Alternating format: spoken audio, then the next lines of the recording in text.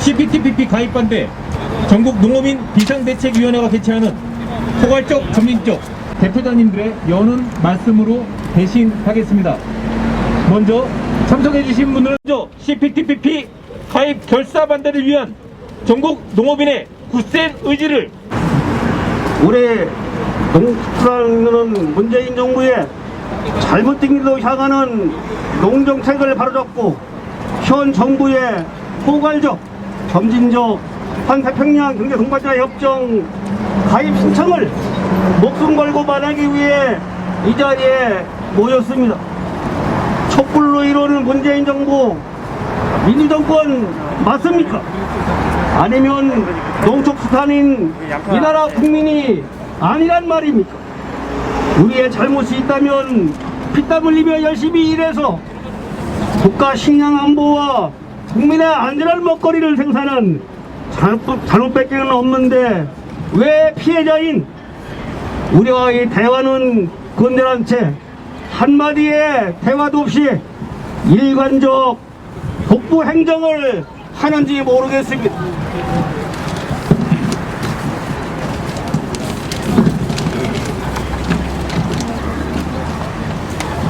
100%에 가까운 농축수산물 관세 철폐율은 연간 최소 858원에서 최대 4,400억 원의 피해로 12년간 6조 6천억의 피해가 예상된답니다. 결국 우리 농축산업은 말살될 것입니다. 동식물위생검역 기준이 구익화로 축소된 것은 우리 국민의 건강성을 크게 위협할 것이며 그로 인해 우리 농축수산물 신뢰까지 위협받을 수 있습니다. 방사능 우려 일본 후쿠시마산 농수산물 수입 조건은 이미 한국 FTA 당시 광우병 소기를 수입하는 것 이상의 국민적 반대 여론이 없습니다. 더불어민주당 농해수 의원들도 성명서를 내고 농어민 희생이 불보듯 뻔한 CPTPP 추진은 그 내용뿐만이 아니라 시점에 있어서도 현장과 철저히 괴리된 무책임한 태도라 맹렬한 비난을 했습니다.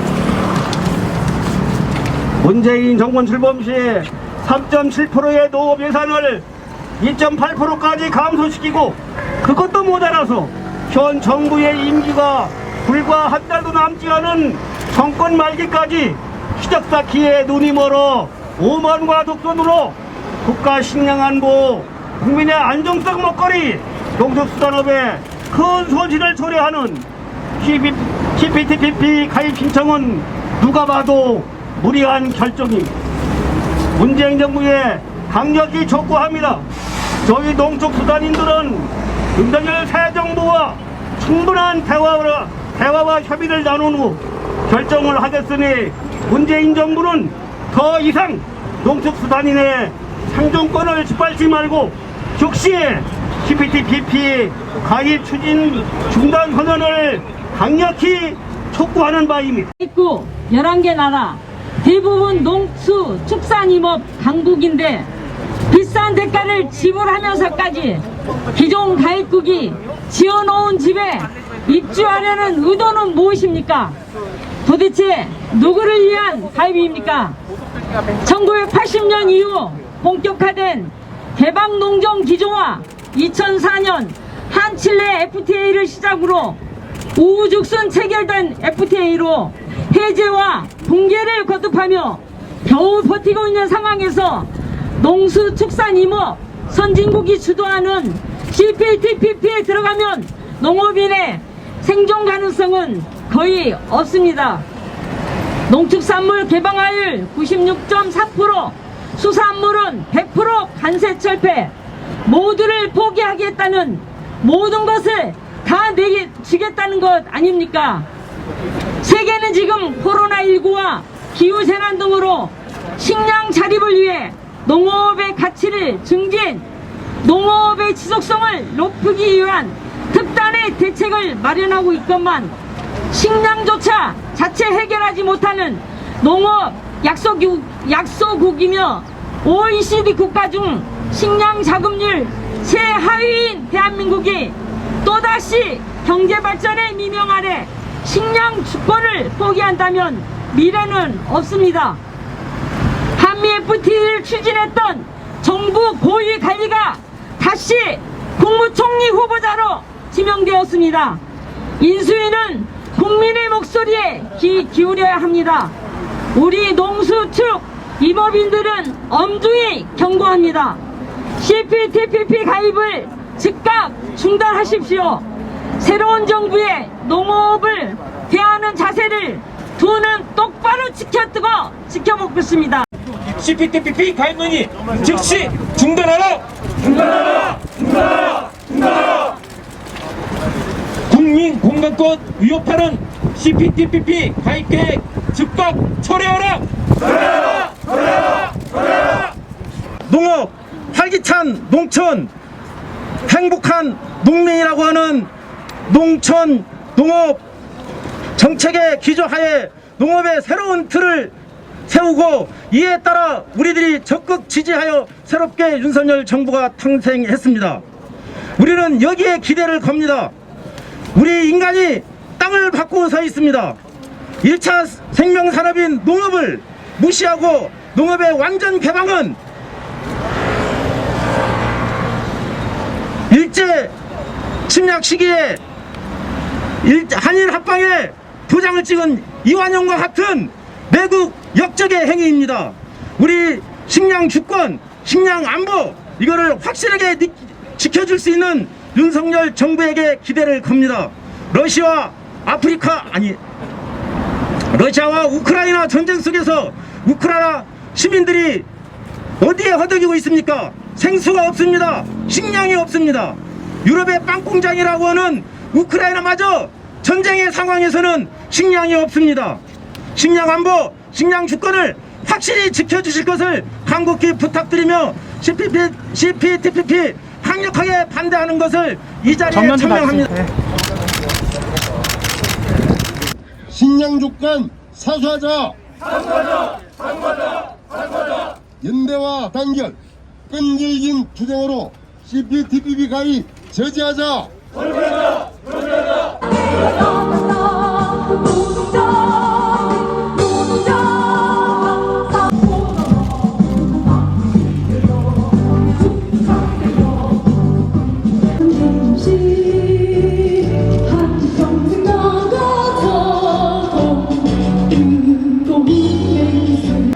민주노총은 맞서 싸울 것입니다. 대선이 끝나고 한 달이 흘렀습니다. 지난 한 달간 윤석열 당선자와 인수위가 내놓는 그리고 그 인수위를 구성하고 있는 자들이 하는 이야기는 시대착오적이고 반노동적이었습니다. 단순히 노동시간을 늘리겠다거나 단순히 임금 인상을 억제하겠다고 해서가 아닙니다. 저들은 철저하게 노동을 외면하고 노동자들을 밟고 기업의 이윤을, 자본의 성장을 도모하고 있습니다. 노동자들의 삶은, 민중들의 삶은 계속해서 추락하고 있는데 저들은 오로지 자본의 주머니를, 재벌의 옷간을 채우는 데 혈안이 되어 있습니다. 이미 실패를 선고한, 이미 잘못되었다고 판정된 성장 중심의 경제를, 민간 중심의 경제를 다시금 도모하고 있습니다.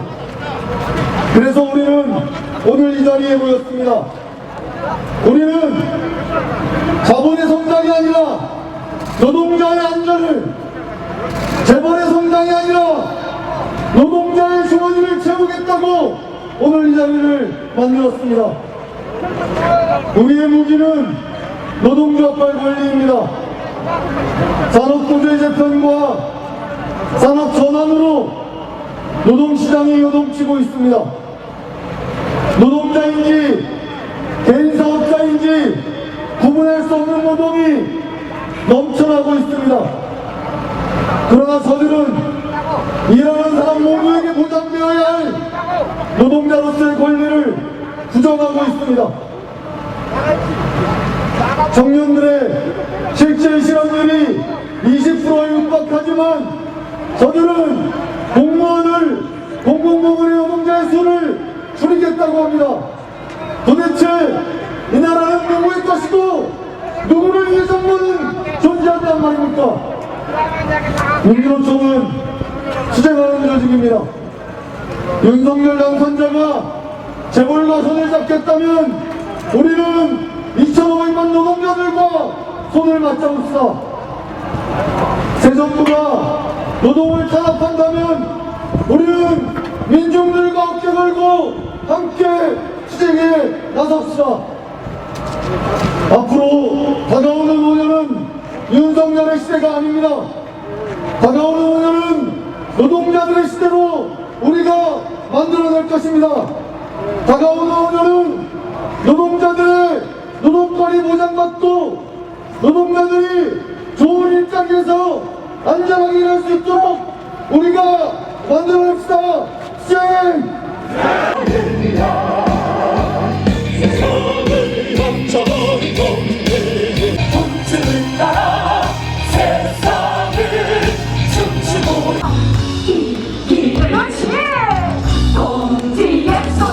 하자고 요구 17년 동안 요구해왔던 것을 무시하던 한국GM이 금속노조로 교섭 요청 공문을 보내왔습니다. 금속노조와 비정규직지회는 의아했지만 흔쾌히 그 요구를 받아들였습니다. 그렇게 지난 3월 3일 상견례를 시작으로 한 달 동안 교섭을 진행해 왔습니다. 하지만 사측은 지난 24일 3차 교섭에서 너무나도 어이없는 사측 제시안을 일반적으로 통보해 왔습니다. 본인들 입맛에 맞는 현재 재직자에 한해서 그리고 1차 도급에 한해서 그리고 직접 생산 공정에 한해서 260명만 신규 발탁 채용을 하겠다는 제시안입니다. 그리고 5월 1일부로 본인들의 일정에 맞춰서 강행하겠다는 것이었습니다. 너무나도 어이없게도 교섭이 끝난 다음날 바로 하청 노동자들에게 해고장을 보냈습니다. 부평의 3개 업체, 창원의 2개 업체, 320명이 넘는 하청 노동자들이 4월 30일부로 해고가 됩니다. 마음에 안 들지만 신규 채용을 갈 것이냐 해고를 당할 것이냐에 기로해서 사측은 노동자를 우롱하고 있습니다. 노동부에서 시정명령만 한 인원도 1719명에 달하고 있습니다. 하지만 사측은 면필성에 불과한 260명을 제시하고 해고를 강행하고 있습니다. 금속노조를 무시하고 민주노조를 무시하고 한국GM 비정규직 노동자들을 무시하고 있습니다. 이런 한국GM 행태에 분노하지 않을 수 없습니다. 해고를 강행하는 한국GM에 맞서서 끝까지 투쟁하겠습니다. 성용하라! 전체 순서를 한번 말씀을 드리겠습니다. 오늘 또 자유발언 하실 분들이 순서가 좀 많습니다. 6분께서 낙동강 영풍제로서 문제 해결 촉구를 위한 서한을 인수위에 전달하는 걸로 해서 오늘 윤석열 당선인은 국민들과 소통하기 위해서 청와대를 버리고 용산으로 집무실을 옮긴답니다. 저희들이 전국에서 모여서 이렇게 국민들이 목소리를 내고자 왔습니다. 우리 목소리를 들어주시기를 바랍니다. 그리고 윤석열 당선인은 청와대를 국민들에게 돌려주겠다고 했습니다.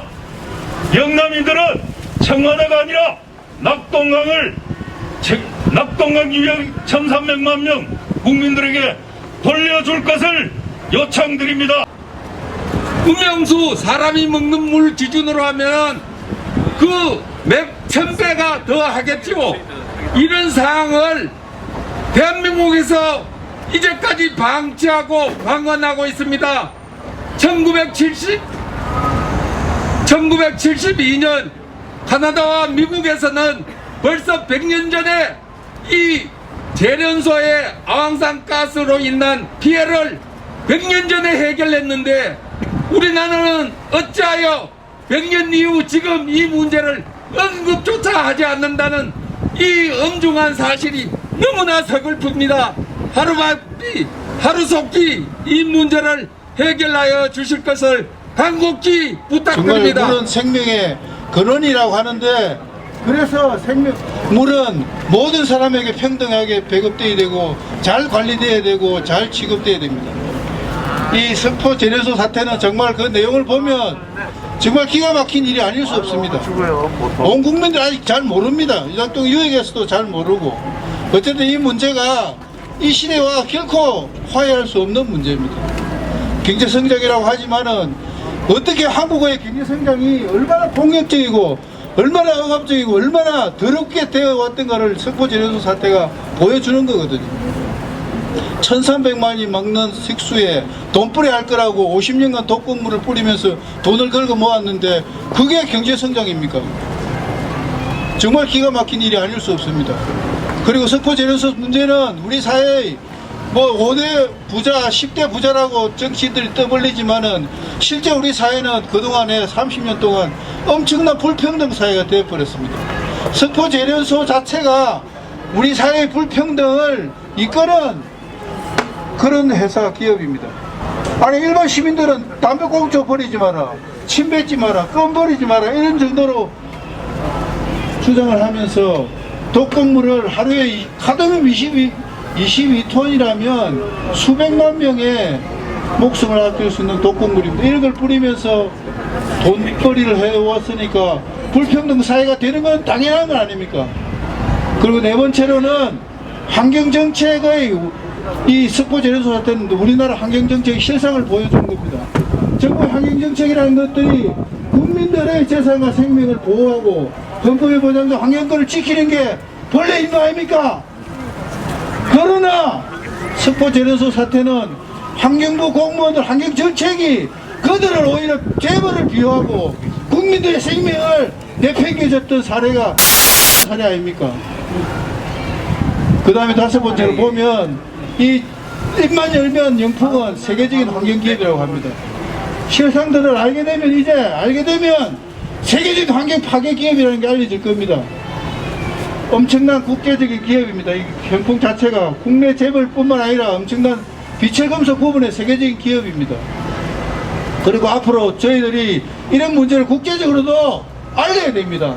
국제적 불매운동을 조직해야 되고 국제적으로 환경 범죄 기업이다 하는 것들을 알리는 것들이 우리의 길이고, 그 다음에 마지막으로 정말로 이게 앞으로 이게 문제가 특별법이라든지 이런 것들 이전에 앞에 김수동 대표님 이야기할 때 그 종합평가에서 이루지 못하면 문을 닫아야 되는 사태인데 기업도 가만히 있지는 않을 겁니다.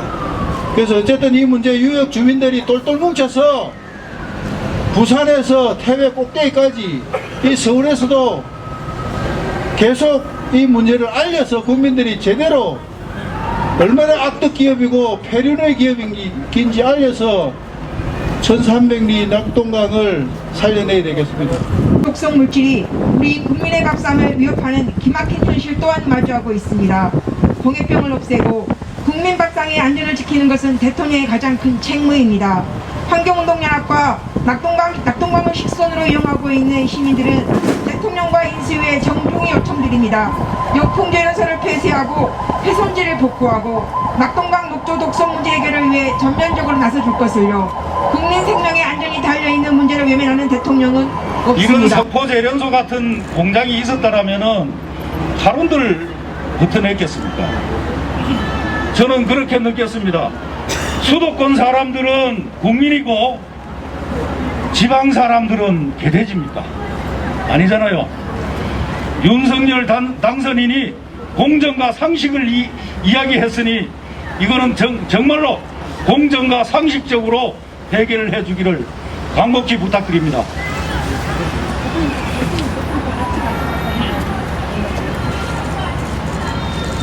저희 구호하겠습니다. 네, 이상 퍼포먼스 통신 비용에 대한 불만은 높아가고 있는데 정부는 이러한 불만들에 대해서 신풍제 서비스를 점검하고 있습니다. 기지국이 설치되어 있는 야외에서 시민한 사람으로서 높은 통신요금에 대한 부담을 가지고 있는데 이렇게 항상 열심히 활동해 주시는 우리 소재단체, 시민단체 분들이 있어서 참 고맙고 든든합니다. 꾸준하게 정말 줄기차게 이런 활동을 해오셔서 그래도 조금씩은 아주 조금씩은 통신 서비스가 개선되고 요금이 인하하는 역사가 있었다 생각합니다. 하지만 여전히 우리 국민들께서 가게에서 교육비, 주거비, 의료비, 통신비, 교통비 최근에는 이자 비용으로 엄청나게 시달립니다. 통신비 3, 4인 가구에 가서 물어보면 최소 20-30만원 안팎은 나옵니다. 큰 부담이 아닐 수 없습니다. 새로운 정부가 출범해서 우리가 국민통합을 이야기할 때 가장 중요한 것은 어떤 사회적 약자들, 서민 중산층들의 삶이 나아짐으로써 우리 사회에 대한 양극화나 불평등 인생도에 대한 불만이 줄어들고 실제 그 서민 중산층의 삶이 개선되는 것이 가장 중요한 지점이 될 것입니다. 그랬을 때 이수에서는 설령 저희 기자회에서 공약이 없었던 것을 비판하지만 그 부분은 옛날 일이라고 치고 이제 인수위에서 주요 국정과제를 설정할 때 가계통신비 획기적 인하가 반드시 포함되어야 됩니다. 5G, 4G, LTE 대부분 우리 국민이 쓰고 있는 데서 여기서 체감했을 때 최소한 10,000원 정도는 요금이 인하가는 또 저가의 문제에서도 데이터를 충분히 사용할 수 있는 것으로 해서 6천만 명이 넘는 가입자를 확보한 상태에서 박리담회로도 충분히 통신 대기업 3사가 사업을 차질 없이 운영할 수 있을 것입니다. 그것은 이미 영업이익으로도 4조 안팎까지 계속 치솟고 있는 것만 봐도 저희들이 그것을 충분히 주장할 수 있다고 생각합니다. 오늘 저희들의 5대 요구안은 굉장히 상식적인 선에서 우리나라 통신 서비스의 발전도 담보하면서 그리고 그동안 통신 3사가 엄청난 돈을 벌 수 있도록 큰 기여를 해주신 우리 국민들에 대한 최소한의 배려와 보답 차원에서 제시됐다고 생각합니다. 하나만 더 말씀드리면 코로나19로 우리 국민들 모두 힘들 때 큰 돈을 벌지 못하는 작은 건물주들도 착한 임대운동이라고 해서 임대료를 깎아주면서 이 코로나19 고통분담을 동참한 적이 있습니다. 작년 아직 통계는 안 나왔는데 재작년에만 10만 명이 넘는 우리 임대인들이 동참한 걸로 나와 있었습니다. 근데 통신 재벌 대기업 3사는 많은 국민들이 어쩔 수 없이 집콕을 하면서 통신 서비스 이용이 급증했을 때 그래도 국민들에 대한 배려 차원에서 어떻게든 통신요금 인하라든지 OTT 서비스의 개선이나 무료 쿠폰 제공 같은 여러 가지 다양한 국민들의 고통분담 제안이 쏟아졌지만 단 하나도 소상공인에 대한 프로그램이든 시민소비자를 위한 프로그램 단 하나도 제시한 바가 없습니다. 오죽하면 정부가 나서서 1인당 2만원의 통신요금을 지원해줬는데 지원을 받은 분들 입장에서는 도움이 된 건 사실이지만 이걸 왜 통신 대기업이 안 하고 정부가 국민의 세금을 내서 하느냐라는 논란에 빠진 적이 있습니다. 지금이라도 이제 팬데믹을 끝으로 엔데믹이 이야기되는 상황에서 2년 반 가까이 우리 국민들께서 큰 고생을 하셨고 여전히 경제적인 고통을 겪는 국민들이 아주 많은 상황에서 통신 대기업 3사가 우리 국민들께 반드시 해줘야 될 최소한의 보답이 통신요금의 획기적인 인하 또는 획기적인 인하까지가 어렵다면 최대한 우리 국민들이 느끼기에 그래도 체감할 수 있는 통신요금의 인하를 단행해야 될 것입니다. 다시 한번 강력히 촉구하고 호소하고 새 정부 인수위에서 통신요금의 획기적인 인하가 반드시 포함될 수 있도록 저희들 계속 활동해 나가겠습니다. 인수단 신규 투자는 거의 중부단 수준입니다. 그러면 앞으로 LTE 서비스에는 더 많은 초과 이익이 계속 발생할 것입니다. 이미 알뜰폰 사업자들을 통해서 LTE 서비스는 3만 원대 이하의 무제한 요금제가 제공되고 있으므로 통신사 역시도 반값으로 가격을 낮춰서 이익이 남을 것으로 보입니다. 5G의 경우에 LTE 반값 통신비용은 별개로 이미 요금 인가 당시에 초기 투자비가 많이 되기 때문에 비싼 요금제가 출시가 됐습니다. 이를 반영한 것입니다. 이런 기계로 LTE 요금을 인하하는 것에 대해서는 미루어 확인의 이유가 없습니다. LTE 서비스의 고가요금제 문제, 불법 문제, 부족한 기지금 문제 등에 대한 개선도 시급하지만 국민 대다수가 이용하고 있는 LTE 서비스의 요금 양료는 가계 통신비에 미치는 영향이 큽니다. LTE 서비스 사용화 10년 동안 막대한 추가 이익을 거두고 초기 투자 비용을 충분히 할 수 있으므로 이에 대한 LTE 통신비 인하, 즉 반값 통신화 정책을 적극 도입해야 할 것입니다. 그리고 추가로 빈타 중심 사회, 안정적인 통신망을 위한 KT 불통 재발 방지법을 추진해야 합니다. 지난 10월에 KT 전국 유일시장 통신망 불통 사태가 발생을 했습니다. 점심시간에 발생하여 갑작스러운 통신망 불통 사태로 카드 결제가 안 되고 원격 수업에 문제가 생기고 재택근무, 음식 배달, 고가의 금융적인 등 일반 국민들에게 많은 불만이 야기되고 실질적으로 많은 손해가 발생을 했습니다. 대한민국의 국가 기반통신사업자인 KT는 올해만 영업이익이 1조 원을 넘을 것으로 예상되고 있습니다. 현재 3시간 이상 부족이라는 불신뢰적인 약관을 근거로 개인에게는 몇백 원, 생산공인에게는 7천 원에 불과한 요금 감면력을 내놓는 것이 있습니다. 문제는 지난 3년 전에 아영국사 화재 사건 이후 충분한 재발 방지 대책을 약속했음에도 여전히 전국적인 교통사고가 발생을 했고 KT가 앞에서는 약관에 동의받지 않는 보상을 약속하고도 기본적인 필요량부터 조사하지 않고 도덕적인 자세로 이관하고 있다는 점이 문제입니다. 이러한 대규모 교통사태가 2, 3년에 한 번씩 반복되고 있는 상황에서 통신 교통사태에 대한 원인과 책임에 대해서 철저하게 확인하고 이를 방지하기 위한 준비를 해야 할 것입니다. 더불어 비대면 사회에 맞는 안전한 통신 이용 환경을 조성하기 위해 장애 발생과 관련한 피해 보상 규정을 강화하고 교통사태 재발하기 위해 가지고 이에 대한 적절한 대책이 수립되고 인수위에서는 이에 대한 준비를 해야 할 것입니다.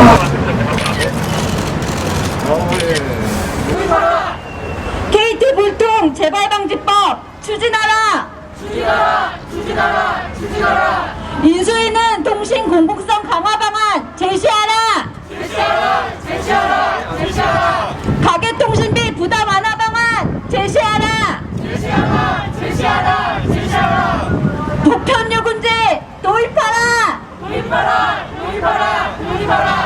가계 통신비 부담 완화 방안 제시하라! 피해 원상 회복 100% 보상 윤정원 행정 100% 보상 외면하는 윤정원 행정 즉각 해임해라! 사기 피해 대책위원회 상황실장을 맡고 있는 이의환이라고 합니다. 사모펀드 피해자들 중에서 실제로 여러분들이 라임이나 옵티머스를 많이 알고 있지만 가장 먼저 판매 중단된 곳이 저희 디스커버리 펀드입니다. 장하성 동생 펀드로 알려져 있는 운용사 대표가 장하원 친동생 장하원이 대표로 있는 디스커버리 운용사에서 대관적 펀드로 기획상품 기업은행과 같이 판매한 저희들 피해자들입니다. 한 200여 명 중에서 제가 대표를 맡고 있지만 아마 제 사례가 대표적인 것이 될 수도 있어서 잠깐 말씀을 드립니다. 저는 2018년 10월 달에 기업은행에서 설비 투자 대기 자금으로 있던 7억 원을 잠깐 6개월 후면 만약에 저희들이 설비 계약금으로 가지고 있는 기업은행에 맡겨놓고 있던 설비 투자 대기 자금 7억 원을 만약에 6개월 판매 되기 이전 만기 이전에 용처가 생기면 계약이 된다라고 한다면 그 사모펀드를 담보로 해서 계약금 대출을 해줄 수 있다는 말에 그 말을 믿고 기업은행 저희 거래 지점에 맡겼습니다. 마침 2019년 4월 28일이 6개월 만기되는 날인데 2달 전에 계약을 하게 되어서 7억 중에서 7억을 담보로 해서 3억을 맡겼습니다. 저희들에게 사모펀드 이자라고 제시한 금액이 12~13%. 그 당시 3억을 제가 담보로 해서 3.9% 이자를 주고 만기 되기까지 약 2개월 보름 동안 대출을 쓰는 조건으로 대출을 받아 설비 계약을 했습니다. 그런데 2월 달에 대출 받고 4월 25일 날 판매가 일시 중단됐다. 미국의 운용사가 법정 관리에 들어가서 자금이 연결됐는데 요구만 풀리면 바로 판매가 이루어질 것이다. 기다려달라. 그게 만기 4월 25일 지나서 5월 초 상황입니다. 기다렸습니다. 기업은행을 믿고. 금방 미국에서 행정조치를 진행 중이고 자산 동결된 거 풀리면 바로 줄 테니까 조금만 기다려라. 기업은행 믿고 기다렸는데 1년이 지나갔습니다. 2020년 3월달 저희 피해자들이 모이기 시작했습니다. 저와 같은 처지에 있는 피해자들이 모여서 대책을 세워나갔습니다. 정확히 2년 전입니다. 그 당시 기업은행 측에서는 사기다. 저희 대책에서 물었습니다. 사기냐? 사기다. 기업은행에서 사기라고 인정을 했고 간담회를 통해서 우리를 해주고 싶은데 우리는 공기업이기 때문에 법을 준수해야 된다. 저희들에게 두 가지를 기업은행에서 얘기를 했습니다. 첫째, 배임 이슈. 배임 이슈를 극복할 수 있는 법률적 백그라운드가 있으면 제공해달라. 두 번째, 금융사고 났을 때 보상을 해준 전례가 없다. 사례가 있으면 제시해달라. 이 두 가지가 해결되면 바로 해결될 것이다. 저희들 순진한 저희 피해자들은 이 말을 듣고 캐들을 불렀습니다. 아, 기업은행 역시 공기업, 정부에서 운영하는 공기업 금방 해결되겠다.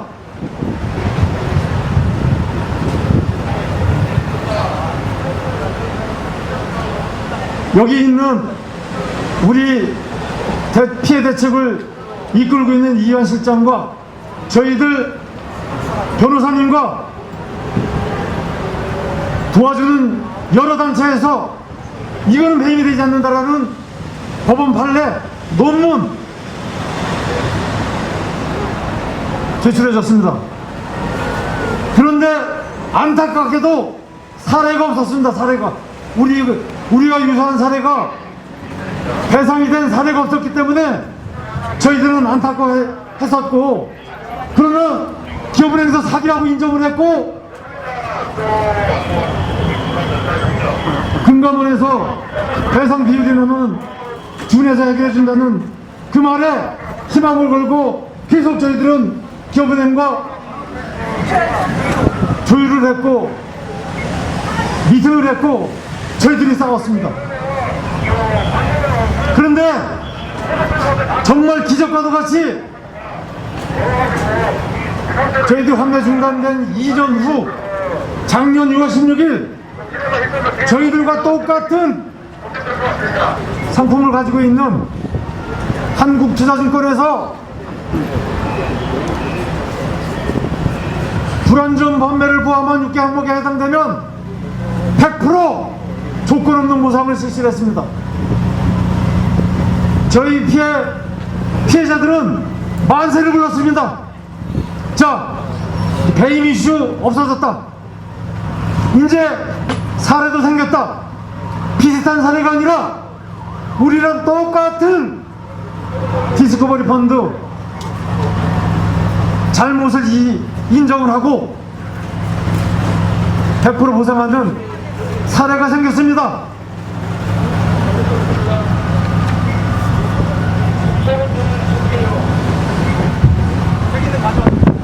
저희들은 금방 한두 달 내에 해결될 줄 알았는데 벌써 그 이후로 1년이 다 돼가고 있습니다.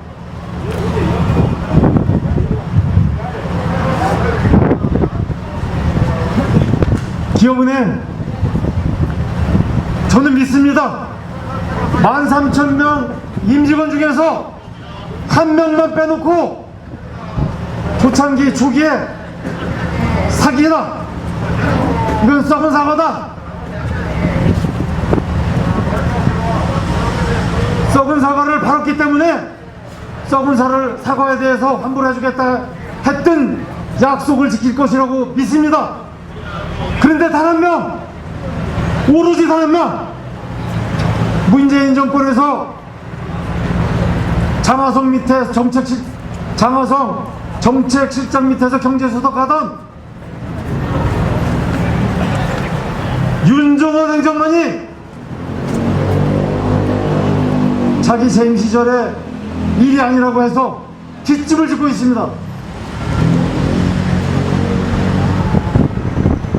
12,999명은 그 한 명의 일치를 보고 해결을 하려고 하지 않고 있습니다.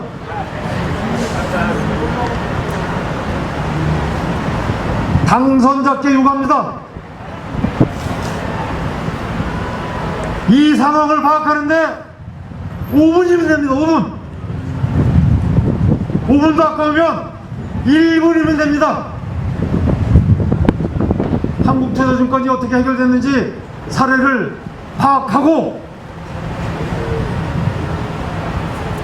해결해 주기를 요청드립니다. 그리고 윤종원 기업은행장의 해임을 요구하는 주장을 담았다. 디스커버리 펀드는 기업은행이 주선으로 판매한 제간접형 사모펀드이며 자산운용사는 전 청와대 정책실장 장하성의 친동생 장하원이 대표로 있는 디스커버리 자산운용 주식회사이다. 디스커버리 펀드는 판매 당시 복잡하고 다면적인 심각한 문제를 안고 있었다. 디스커버리 펀드는 사모펀드 사태 중 가장 먼저 판매가 중단되었으나 근본적인 해결 없이 4년째 표류하고 있으며 피해자들은 여전히 거리에서 투쟁하고 있다.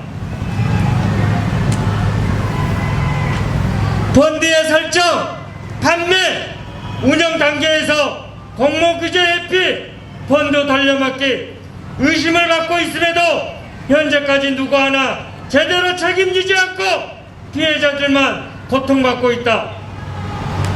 사기 펀드 판매에 대해 정부와 금감원, 금융위, 기업은행은 시간만 끌며 근본적인 해결을 외면하고 있는 것이다.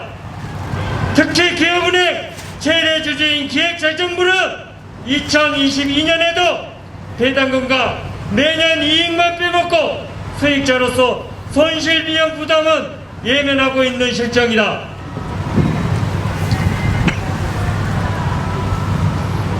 기업은행은 한국투자증권의 100% 보상 사례에도 불구하고 지금까지 디스커버리 펀드 사기 판매를 인정하지 않고 있으며 배상 방식도 금감원에서 정한 배상 비율 산정 기준이 절대적인 기준인 양 해결 의지를 보이지 않고 있다.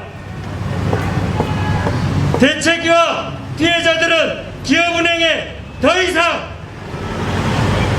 평화화된 배임이시나 자기 원칙을 이유로 버티지 말고 한국투자증권처럼 사적 가해에 나서기 바라며 금감원의 배상 비율 산정 기준을 폐기하고 새로운 사적 가해 요구 방안을 마련해 줄 것을 요구한다.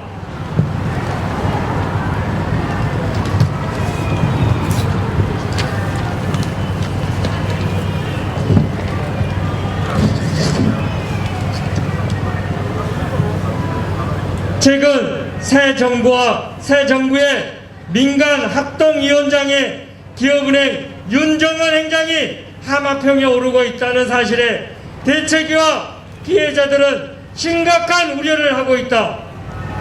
문재인 정부의 낙하산으로 기업은행장에 복무하면서 내부 소통의 한계를 노출했으며 사모펀드 피해자 문제를 원활하게 해결하지 못하고 3년째 갈등과 분열을 조장하고 있는 위험한 인물이 민간 합동위원장으로 임명되는 순간 민간 갈등위원장 또는 민간 불통위원장으로 전락할 수 있다고 본다. 기업은행의 금융피해자 문제도 제대로 해결하지 못하고 피해자들과 갈등, 은행 내부 소통에도 문제가 많은 인물의 리더십을 엄중하게 검증해야 할 것이다. 새 정부의 요직에 윤정원 행장을 내정하려면 디스커버리 피해자 문제 해결이 선결 조건이 되어야 할 것이다. 피해자들은 다음과 같이 세 가지를 인수위와 당선인께 요구하였다. 디스커버리 펀드 사기 판매 피해자에게 투자증권 방식으로 100% 피해 보상을 실시하라. 문재인 정부의 낙하산 윤정원 행장을 당장 해임하라. 금융산업의 관료 출신 인사의 낙하산 임명 금지 및 내부 승진을 통한 조직을 쇄신해 주기 바란다.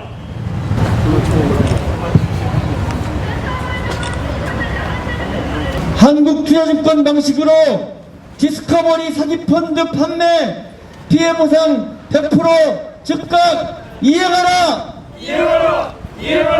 이행하라! 고객 갈등, 소통 부족, 의지 박약, 낙하산 행장, 윤정원 즉각 해임하라! 하다. 그러나 말뿐이다. 진정 국익과 서울시를 생각한다면 정치에서 외줄타기를 하며 서울시장 후보로서 지방이정 저지를 위해 자신할 수 있는 모든 노력을 기울여 공약 한마디에 이 모든 꿈이 불꽃뿐이 될 위기에 금융원부 서울 위에 오세훈은 앞장서라! 오세훈은 앞장서라! 지방이전 저지리 4년 이전 금융산업 다 죽는다! 금융산업 다 죽는다! 지방이전 저지리 노동자가 행복해야 공교육이 안정화된다. 방과후 강사 고용 안정 보장하라. 전달하도록 하겠습니다.